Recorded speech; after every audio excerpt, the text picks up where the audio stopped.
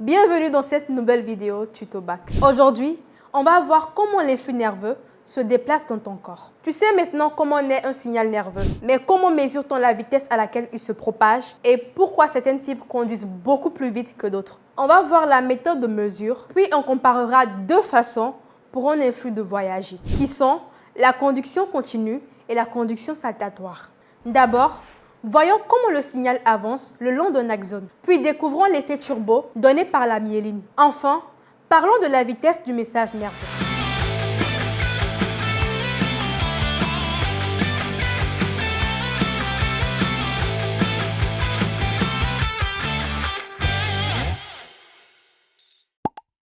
Comment mesure-t-on la vitesse? Pour mesurer la vitesse de l'enflux nerveux, on stimule une fibre à un point donné et on enregistre le signal à deux distances différentes, disons D1 et D2. Ensuite, on compare le temps que met le message pour arriver à chaque électrode.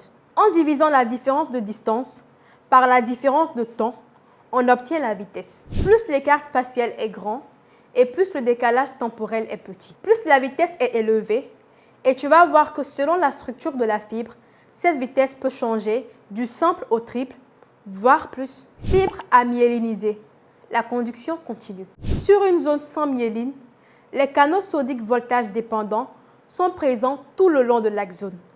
Quand une zone se dépolarise, elle entraîne la suivante, puis la suivante. Le potentiel d'action avance de poche en poche. C'est fiable, mais c'est plus lent et plus coûteux en énergie car chaque portion de membrane doit s'ouvrir pour laisser passer des ions. Fibre myélinisée, la conduction saltatoire. Avec la myéline, c'est une autre histoire. La gaine isole de longues portions de l'axone. Les canaux sodiques sont concentrés au nœud de Ranvier et l'influx nerveux saute d'un nœud au suivant. Résultat, une propagation bien plus rapide et plus économe car seules les zones nues, c'est-à-dire les nœuds, s'activent. Même si en laboratoire, on peut provoquer une propagation dans les deux sens, dans ton corps, la période réfractaire impose un sens unique. Avant, je passais 3 heures à galérer sur un exercice.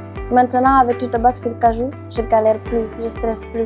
Simon m'explique tout en 10 minutes. Et les vidéos sont claires, plus de temps perdu. Télécharge, c'est gratuit. Alors télécharge l'application Kajou et retrouve-moi dans Tuto Bac. Et crois-moi, on va réussir ensemble. Cerise sur le gâteau, c'est 100% gratuit. Et oui!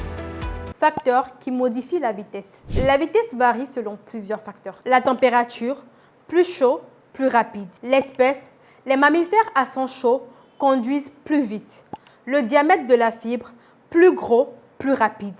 Et le type de fibre, myélinisée ou non. Ce sont les fibres myélinisées de gros diamètre qui battent tous les records.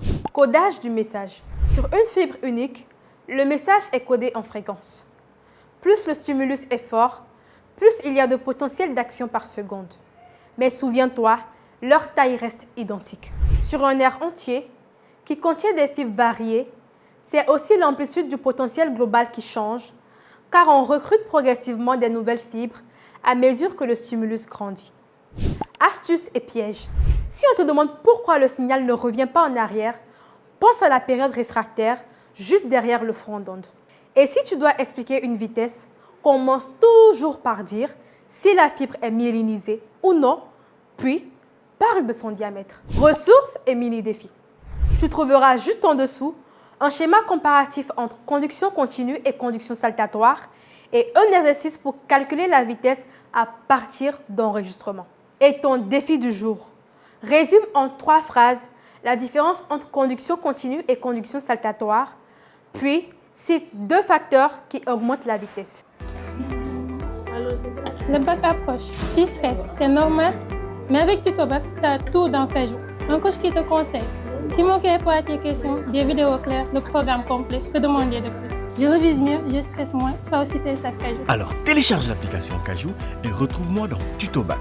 Et crois-moi, on va réussir ensemble. Cerise sur le gâteau, c'est 100% gratuit. Et oui! Résumons. Comment l'influx nerveux circule et ce qui accélère son voyage. L'influx nerveux, c'est comme une vague qui parcourt la foule dans un stade. Chacun bouge à son tour. Avec la myéline, c'est comme si le signal prenait l'autoroute. Il saute les péages et fonce tout droit. Sans myéline, c'est une autoroute pleine de feux rouges. Avec elle, c'est l'autoroute sans arrêt. La conduction saltatoire. Imagine une grenouille qui saute de nénuphar en nénuphar. La vitesse d'un influx n'est pas la même partout. Certains signaux sont express et d'autres prennent leur temps. Retiens bien. L'influx nerveux ne voyage pas comme un courant électrique dans un fil, mais comme un message qui s'active pas à pas.